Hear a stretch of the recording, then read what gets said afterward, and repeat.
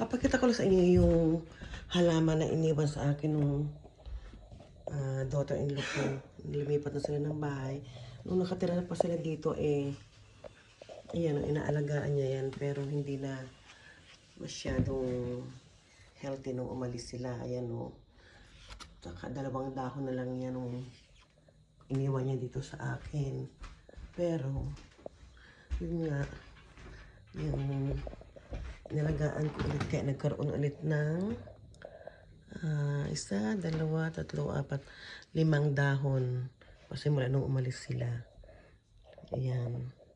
Tapos dinidiligan ko every other day. Tapos kinakultivate ko rin yan dito. Parang tao rin ang halaman na kailangan nila ng water lagi at saka ng kukultivate siya. Ganyan din ito. Ito naman yung galing ko sa work nung nag-retired ako. Binigay na lang sa akin sa nasa office yan namin Ayaw na nila. Binigay nilang nila sa akin. Kalimutan ko na kung anong pangalan nito. Pero at least meron akong remembrance, di ba?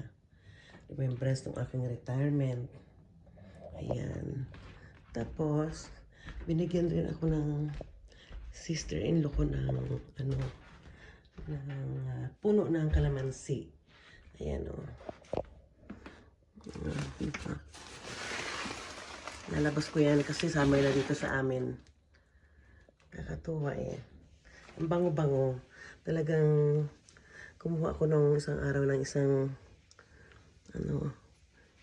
dahon ay talaga ang bango-bango. Ito, kuha ulit ako. At aamuin ko. Ang bango. Yan. Kalamansi. Iniintay ko na lang na bumunga talaga yan. Ewan ko kailan. Ayan. Diba? Fresh na fresh kasi lagi ko yung inaalagaan.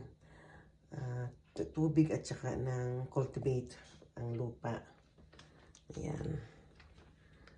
Thanks everyone for watching.